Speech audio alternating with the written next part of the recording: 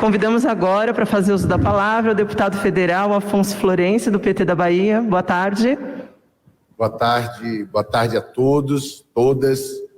Saudar o presidente Lula, presidenta Dilma, presidenta Gleisi do nosso partido, em seu nome, todas as companheiras e companheiros da direção e milhares, certamente dezenas, centenas de milhares que nos acompanham nas plataformas. Fazer uma saudação especial ao ministro Aloysio Mercadante, presidente da FPA, da Fundação Perseu Abramo, que coordenou esse trabalho estratégico para o país, não para o PT, para o país, o plano de reconstrução e transformação do Brasil. Agradecer o convite para estar aqui, saudar o ministro Nelson Barbosa, com quem eu tenho a honra de dividir essa mesa.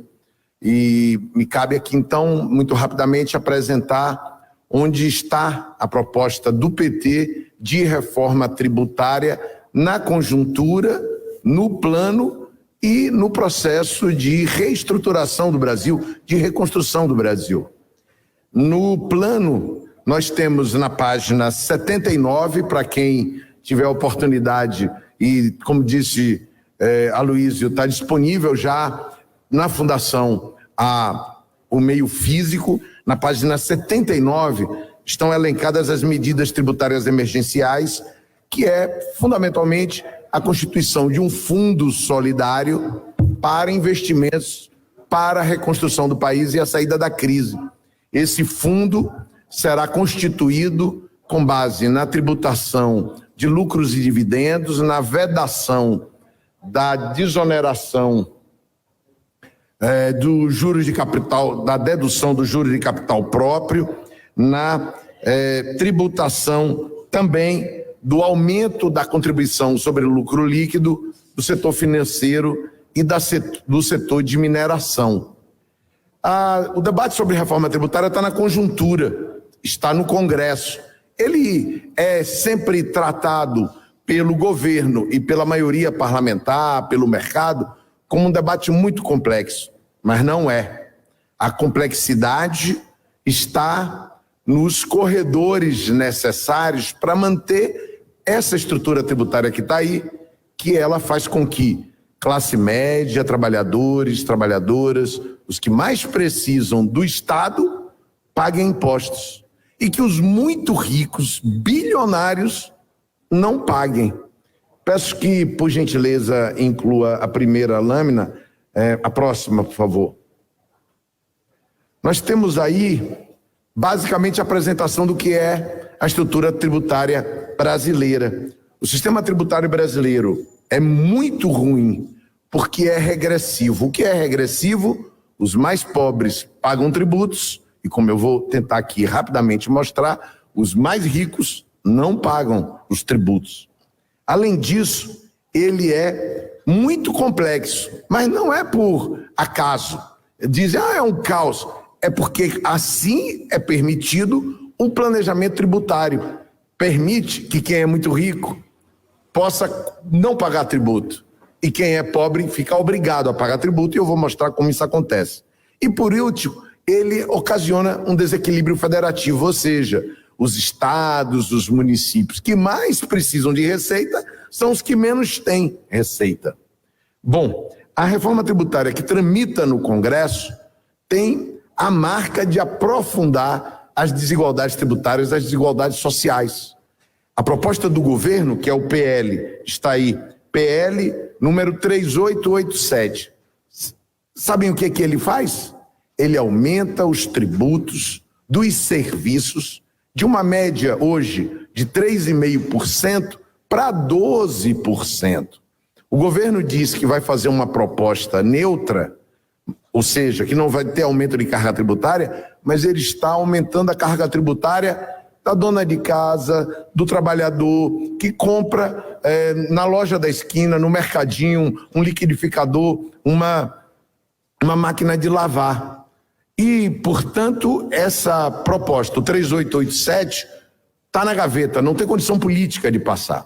Há duas outras propostas da maioria congressual, a PEC 45 na Câmara e a PEC 110 no Senado.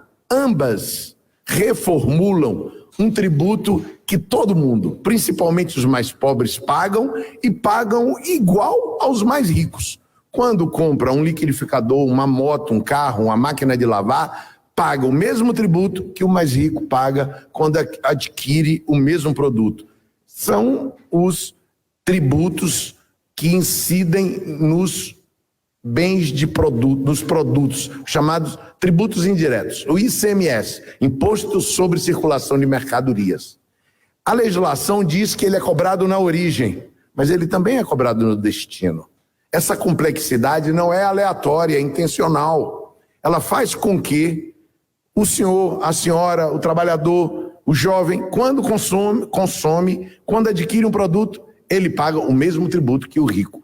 Quais são os dois grandes tributos que nós, pessoas comuns que não são advogados tributaristas, que não são especialistas, convivemos com eles? O imposto de renda, que os mais ricos não pagam sobre lucros e dividendos. Um grande capitalista no Brasil, agora nesse último período, 40 multibilionários lucraram aproximadamente 70 bilhões de reais só durante a pandemia. Essas pessoas não pagam lucro e dividendo, tributo sobre lucro e dividendo, imposto de renda. Tem o CNPJ, a empresa, pagou. Quando distribui para a pessoa física, não paga. Não paga imposto de renda sobre lucro e dividendo. Mas o trabalhador, a trabalhadora da classe média, paga 27,5% sobre imposto de renda.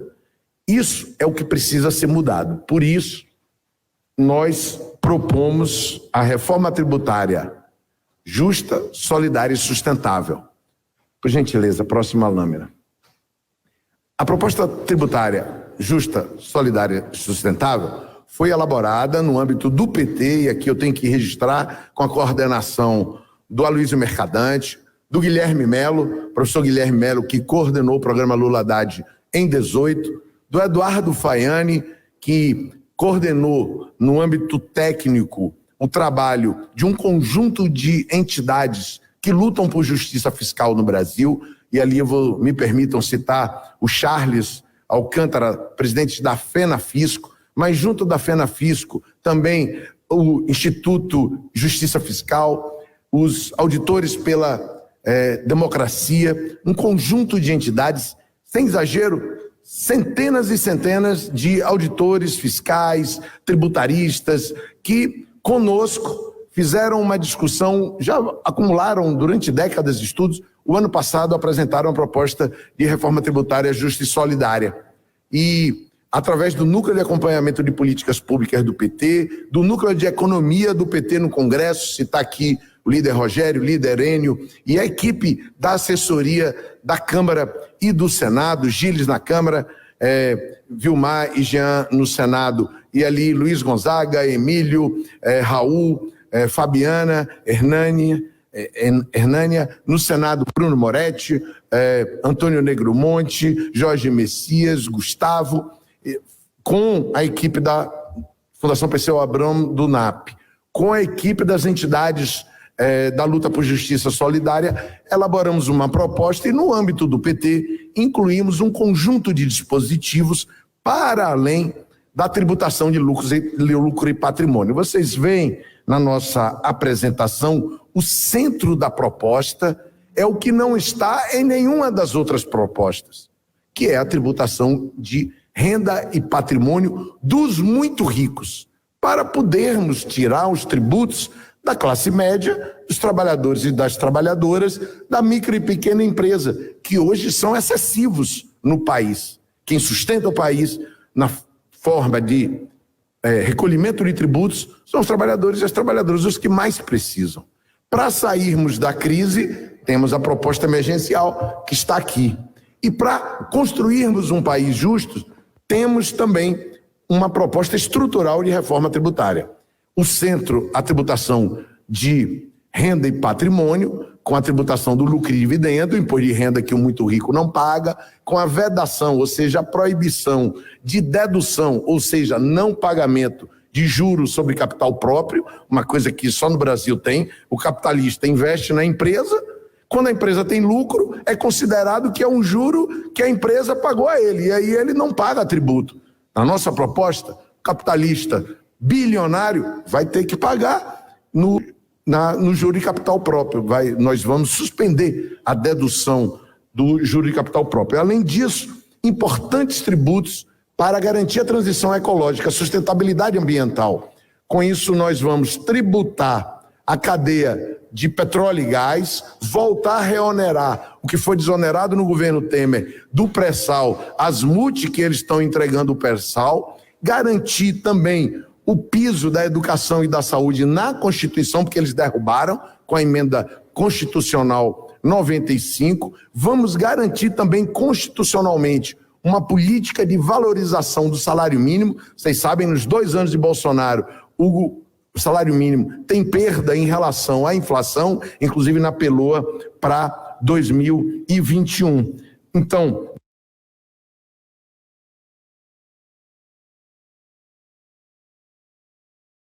Aguinaldo Ribeiro estiveram no lançamento, e a nossa expectativa é que tenhamos condições de aprová-la, porque vem crescendo no Brasil, e mais uma vez eu destaco a importância da luta das entidades pela justiça fiscal, e lembrar também a presença da Oxfam. Nós também temos 12 emendas a 45 e 50 emendas a 110.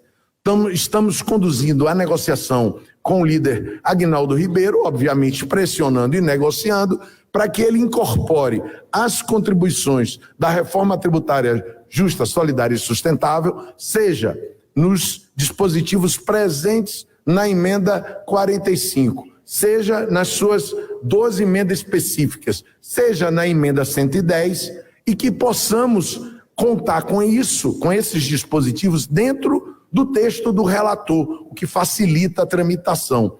Ela está, portanto, a proposta de reforma tributária justa, solidária e sustentável absorveu esse ano as recentes contribuições do Movimento por Justiça Fiscal, agora a tributação dos super ricos para a reconstrução do país, estão previstas no plano de reconstrução, estão na forma de emenda a serem apresentadas assim que for regimentalmente aberto o prazo de apresentação das emendas no 3887 no infraconstitucional. Quero dizer que já há um robusto movimento no país pela reforma tributária justa, solidária e sustentável. Registro, o Aloysio Mercadante destacou o importante apoio dos governadores do Nordeste, e a nossa expectativa é que o crescimento que temos verificado no plenário da Câmara e do Senado se traduzirá em possibilidade concreta de aprovação, em particular da tributação de lucros e dividendos, mas também de renda, de patrimônio e de aumento da contribuição sobre lucro líquido do setor financeiro e do setor mineral, para podermos reconstruir o Brasil, garantindo mais Bolsa Família, garantindo abono salarial e um conjunto de conquistas que estão sob ataque desse modelo de arrojo fiscal.